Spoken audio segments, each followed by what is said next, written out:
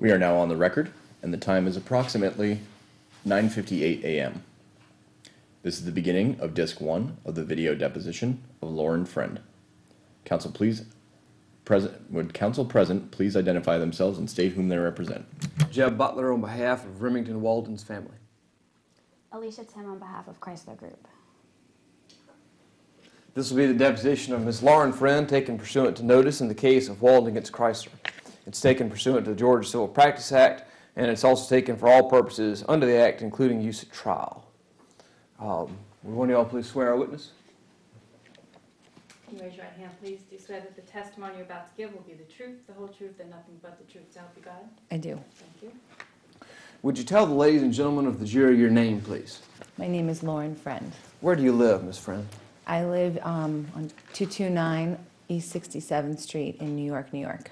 We are here in Clark, New Jersey for this deposition today, is that right? Yes, Are you staying nearby visiting your mother for the holidays? I am. It is Christmas Eve, right? Yes, it is.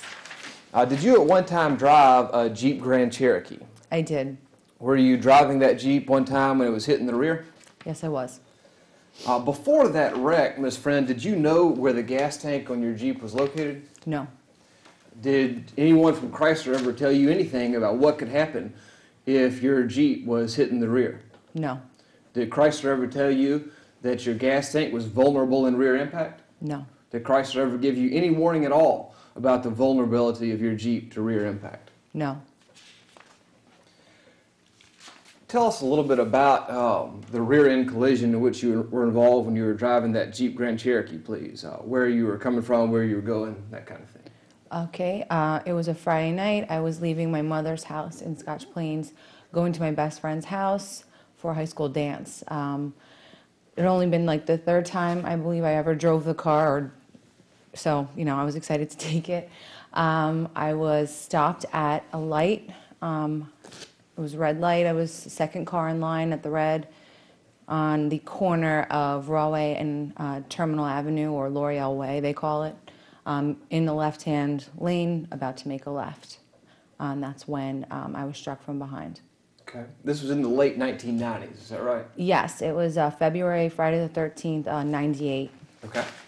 I've brought with me, Ms. Friend, two model cars that are not exact representations of the vehicles that were involved in your crash, but using this black Jeep Grand Cherokee to represent the Jeep Grand Cherokee that you were driving, and using this blue Dodge Dakota to represent the vehicle that struck you, I'd like you to demonstrate for us basically how the collision happened, what the angle was, that kind of thing. And I'm just going to have an objection to the use of these vehicles, since there hasn't been any testimony as to what type of vehicle struck the rear of the vehicle. We don't know any kind of information. But All right, go ahead, please. I was stopped, and I was struck from the back like this. Okay. What happened after your Jeep was struck in the rear? I was struck. I was aware that I was struck. It was not an excessive impact. It was very minimal impact to my car, but I did know I was hit. At that point, I put the car into park. I was, again, stopped at the light. Very quickly, within seconds, there was heat that you could feel. It felt like being very close to a fireplace, and it was everywhere. I started to panic, obviously, screaming, crying. I mean, I was only 17 at the time, and I was aware that I was in the middle of a fire. I looked to the back of the car, to this window, and could see the flames were there. They were high. The heat was becoming hotter and hotter. It was becoming almost disorienting. Quickly, I looked back to all of these windows, this back window here, and the passenger and driver back windows. There was fire at every single window.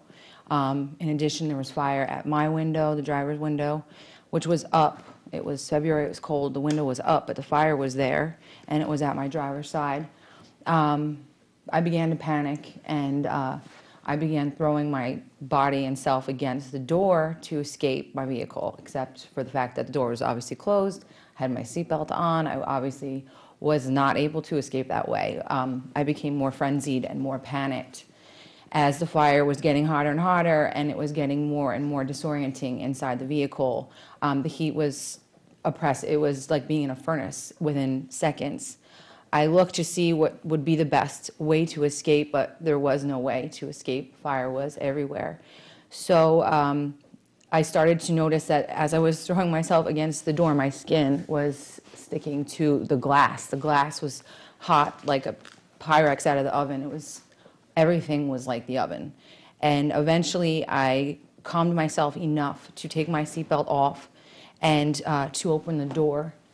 As I walked through the door, the fire was there, but it crept into the car and went along the interior of the car. Pause. When did the fire creep into the car? As soon as I opened the door, it was a blast inward.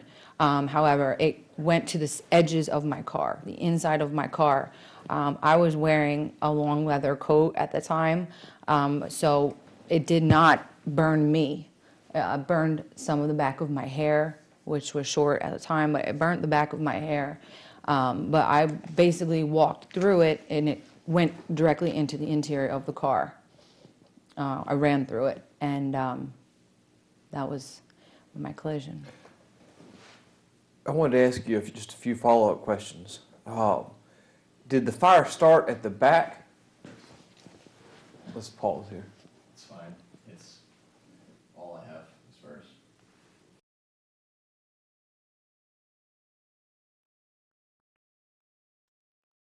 Turn off the flashing. I think that if I was Lauren, that would distract me. Okay, you're back on. Okay. Let me follow up with a couple questions, Ms. Friend. Did the fire start in the back or the front of your Jeep Grand Cherokee? In the back. You said that the heat was disorienting. Could you tell us what you mean by that?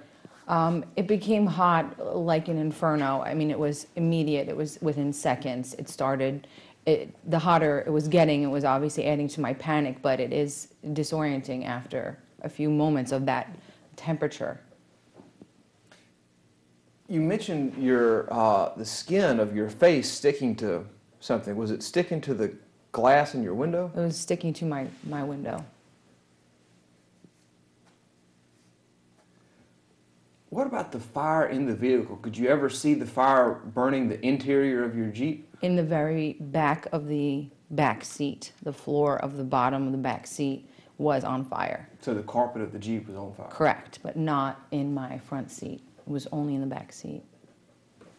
Obviously, you escaped the fire. Did you watch it from afar for a little bit? Yes, I did. Did the fire leave any marks on the road behind it? It did.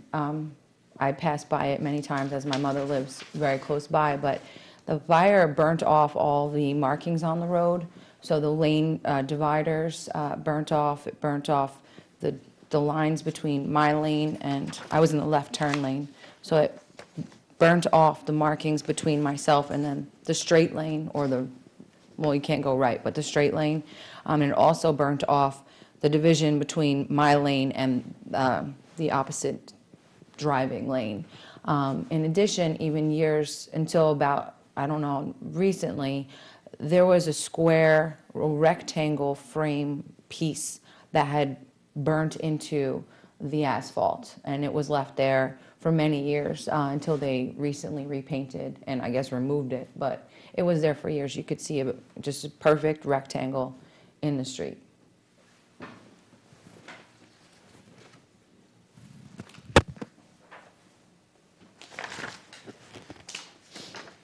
Ms. Friend, I'm going to show you now two exhibits that I'll mark as plain as Exhibit 1 and plain as Exhibit 2. And I will represent to you, for present purposes, that these are photographs of the Jeep that you were in that day that caught fire. Did your mic fall off? Yes, it is. When did it fall off, do you know? Just before that question. Okay, I'll do the question again. It picked you up. Yeah. Okay. Does that make sense, Ms. Friend? Do those look like they could be pictures of your Jeep? Yes. Based on your recollection of the impact and seeing the Jeep, and as your memories refreshed by plaintiff's exhibits 1 and 2, to To the extent that there was crush on your Jeep Grand Cherokee, was the crush behind the rear axle or forward of the rear axle? Behind. Objection. Answer it once more. Behind. Was there significant crush to your Jeep ahead of, that is, in front of the rear axle? Objection. She doesn't know what crush is. No. Do you know what crush is, Ms. Friend? Crush, I would believe, is the impact of metal compacting, I guess, in an accident would be crush. Thank you. The damage I see in front of the rear axle is fire damage, but not crush. I wanted to ask you a couple questions about the force of the impact on your Jeep. I think you earlier described it as, I can't remember the exact word you used. It was small or minimal or something like that? Yes, the impact was minimal. My airbags didn't go off. I wasn't thrown. My neck wasn't hurt. My back wasn't injured. I wasn't thrown into my steering wheel. It was a minimal. I would describe it as a tap, minimal impact. Did you sustain in this wreck, Ms. Friend, a, quote, diffuse axonal injury, end quote? I'm not sure what that is, sir. Have you ever, to your knowledge, received a diffuse axonal injury? No. To the best of your knowledge, was anyone involved in this collision afflicted with a, quote, diffuse axonal injury, end quote? No. Before you were asked to become involved in this case by giving this deposition, had you ever heard of a, quote, diffuse axonal injury, end quote? No. Did Chrysler ever find out about this fire? Yes. How? My mom wrote them a letter. To your knowledge, did Chrysler ever ask to inspect the Jeep that burned up in this wreck? No. To your knowledge, did Chrysler ever ask for photographs of the Jeep that burned up in this wreck? And by ask, I mean ask you or your mother to the best of your knowledge. No. To the best of your knowledge, did Chrysler ever ask you or your mom for the police report relating to this wreck? No. I'd like to show you now what I've just marked as Plaintiff's Exhibit number 3. Ms. Tim, you have a copy of this that says New Jersey Police Accident Report at the top of it. And if we look at the first page, there's about 2 inches down. On the left side, there's a box for vehicle number 1. On the right side, there's a box for vehicle number 2. Do you see that? Yes. And in vehicle number 2, in the small box numbered 90, it says Lauren Friend. Is that you? Yes. And then if we go down below that to box 101, it says make and model. It says Jeep GC. Is that right? Yes. That sound like Jeep Grand Cherokee? Yes. If we look, there's a description that begins on the bottom of page 1. But I'd like to turn you to page 2, to the first paragraph of the officer's description that begins vehicle number 2 was struck from behind. Do you see the paragraph I'm referring to? Yes, sir. I'm going to read that out loud, and what I'm going to ask you when I'm finished is whether what I read and what's in this paragraph is a basically accurate description of this wreck based on your recollection. I'm going to object because this hasn't been authenticated or verified, and she didn't write it. She certainly can't testify as to what someone else wrote. But It says, vehicle number 2 was struck from behind and was pushed into the rear of vehicle number 1 by a vehicle in the back of vehicle number 2. Driver number 2 stated that in a split second, at the time of impact, her vehicle burst into a ball of flames. Driver number 2 could feel the heat coming from the vehicle floor, and her hair was sticking to the driver's front side window. After fumbling with the seatbelt, driver number 2 was able to get out of her vehicle only to step into flames.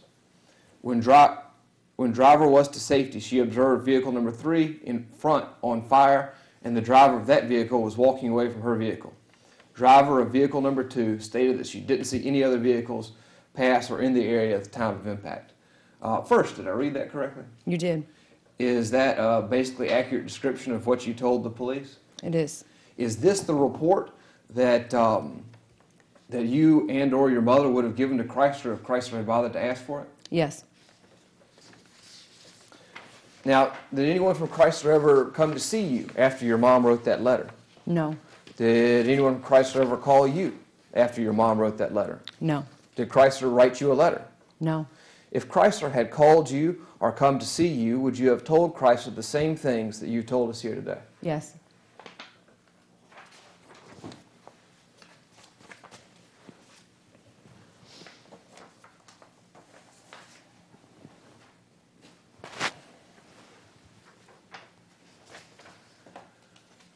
I'd like to show you what I've just marked as Plaintiff's Exhibit 4. Sorry, Counselor, dropped again.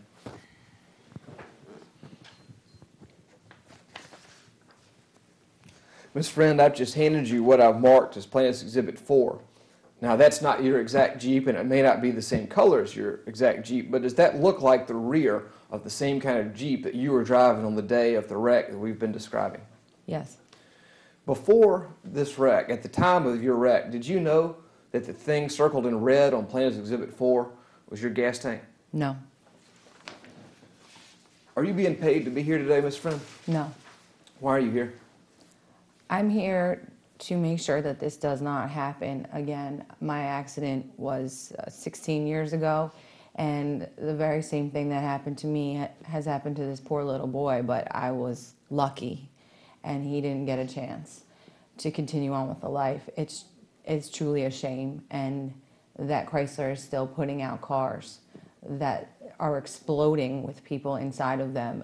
It's ludicrous, and I'm here to be one cog in the wheel of whatever it is that makes that stop. No further questions.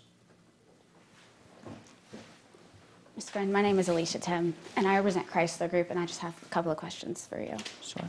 Do you know in the vehicle that were in the lawsuit that Remington Walden was riding in, do you know that when that was first sold? Do I know when? When it was first sold, the vehicle Remington Walden was riding in. No.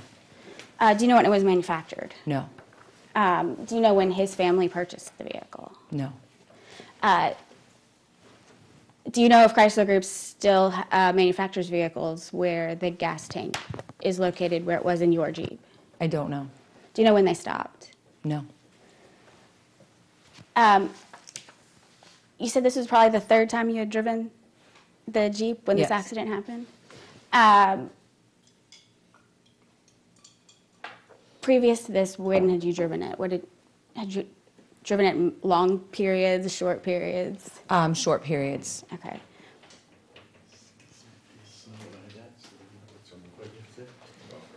Let's Yeah, pause. just a second. Time is 10:16 a.m. on December 23rd, 2014. We are now off the record. Time is 10:17 a.m. on December 23rd, 2014. We are now back on the record. You may proceed. And I'm sorry, I can't remember. What road were you driving on at the time of this accident? It's Westfield? it's Roadway or Westfield, but I was making a left onto Terminal Okay. or L'Oreal Way, I think they call it also, but it's Westfield Avenue. I'm sorry, it's Westfield Avenue. Okay. And what's the speed limit on Westfield Avenue? I'm not sure. Okay. And you were stopped at the time of this Yes. accident? Prior to feeling the impact, did you hear any sounds? I don't remember. No, like braking or screeching or any? No. Objection asked and answered. And when you felt the impact, it pushed you into the car in front of you, didn't it? Yes. And you struck the car in front of you? Yes.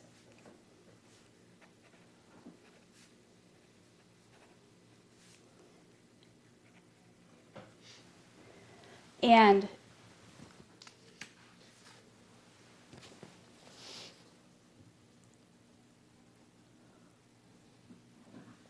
when you got out of your vehicle, and you looked back, the vehicle that struck you was on fire too, as well.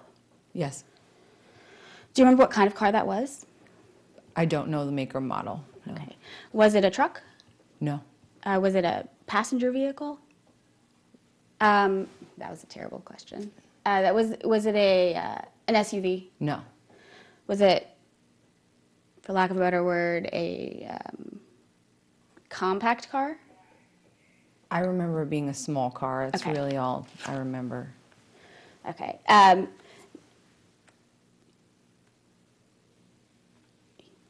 can't think of a better term. Yeah, so a small car, maybe perhaps like a Toyota or like a Honda Accord or something that size, or?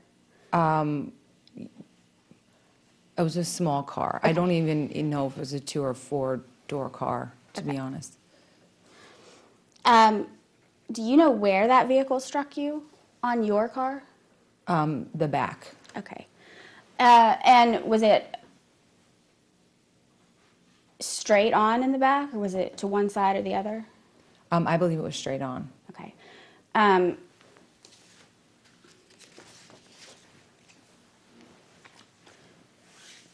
Plaintiff's exhibit, oh goodness, 1, I believe. Are those the photographs? Are they 1? Okay. 1 and 2. You looked at them earlier. Can you tell me from those photographs how much, what if any damage was to the underside of your vehicle? If there was any crush or damage to parts underneath your vehicle? It appears that there was damage to, I don't know what that's called, but the back, behind the back tires. Okay. But how about the undercarriage, the underside of the vehicle?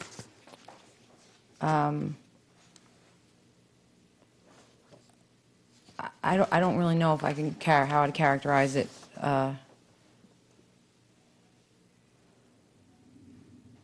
Well, it looks like there was impact, yes, to the underside of the Exhibit 2. You can see on the Okay. back part there looks like there's damage underneath.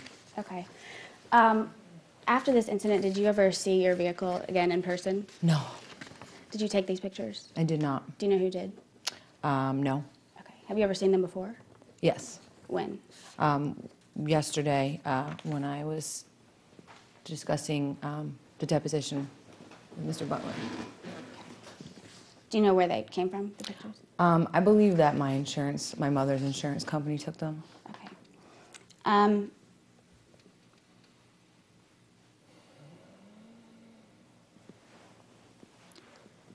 Prior to being struck, do you know how long you had been stopped at the light?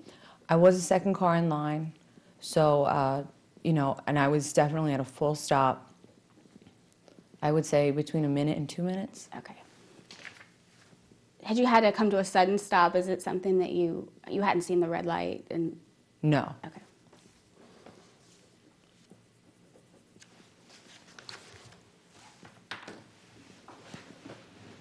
You said the force of the impact pushed your vehicle into the vehicle in front of you. Is that correct? Yes. Did it cause your vehicle to spin in any way? No. Did it cause your vehicle to move off the roadway? No. Were you able to open your door after you were able to get your seatbelt off and get your wits about you, for lack of a better term? Were you able to open your door? Yes. You didn't have to break out a window or anything to get out of your car? No.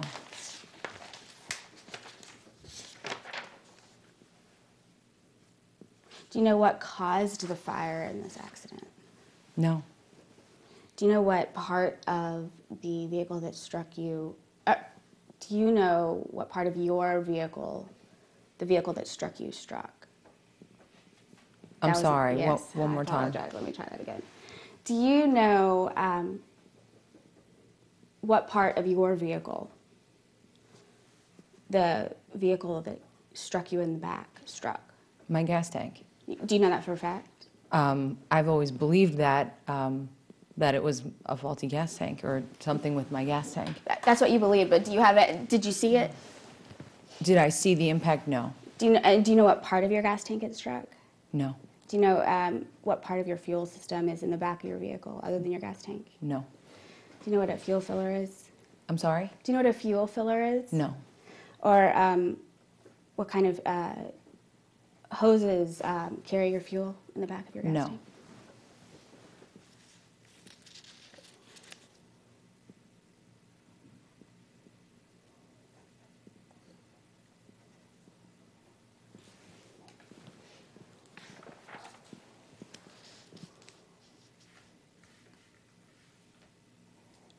Other than your hair being burned, was any other part of you burned?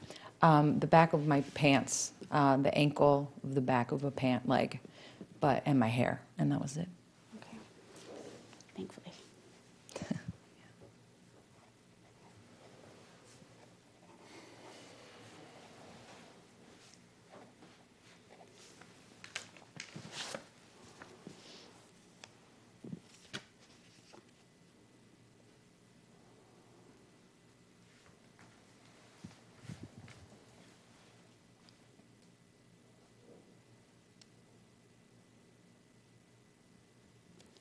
Did you talk to the police officer at the scene of the accident? Yes, Do you know of any other witnesses to the accident?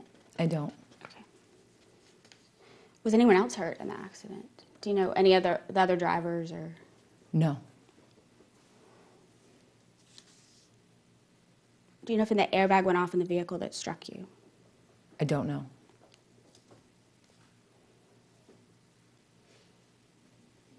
After this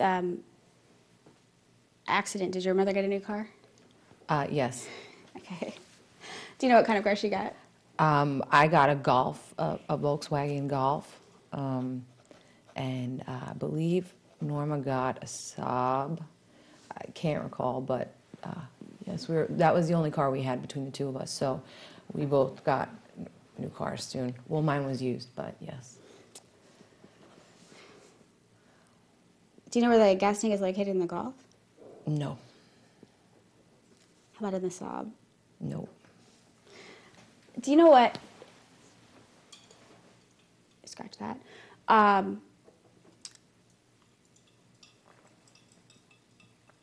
Do you know what model year vehicle the Jeep Grand Cherokee was that you were driving?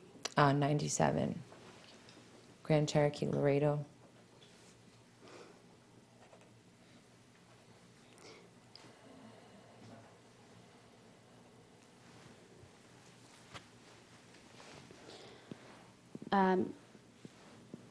Do you know what model vehicle Remington Walden was a passenger in? No,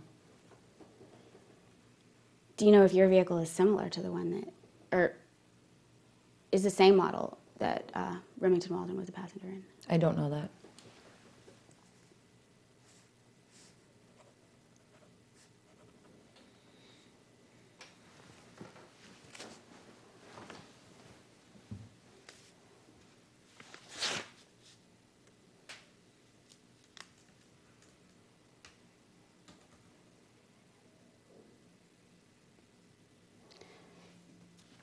Do you have any experience in, are you an engineer?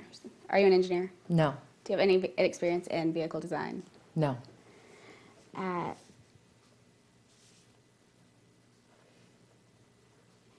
When this happened, you were in high school, correct? Yes, And have you since graduated high school? I have. I assume. And are you currently employed? I am.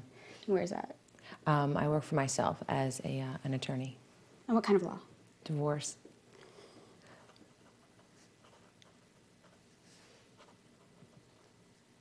Those are all the questions. What? Anything further? Yeah. Ms. Friend, you mentioned a minute ago in response to some of Chrysler's lawyer's question that you met with me yesterday. Is that right? Yes, sir. If Chrysler's lawyer or anyone from Chrysler had come to meet with you, would you have met with them just like you met with me? Certainly. Chrysler's lawyer asked you a bunch of questions about whether you knew it was the gas tank on your Jeep that got struck. Do you remember those questions? Yes, sir. The gas tank in your Jeep Grand Cherokee was located in the rear, right? Yes. Now, did you have any auxiliary gas cans in the cargo area of your Jeep in the rear that could have exploded? No. Did you have any ammunition back there? No. Did you have any explosives in the back of your car? No. Was there anything back there containing flammable material, to your knowledge, other than your gas tank? No. No further questions.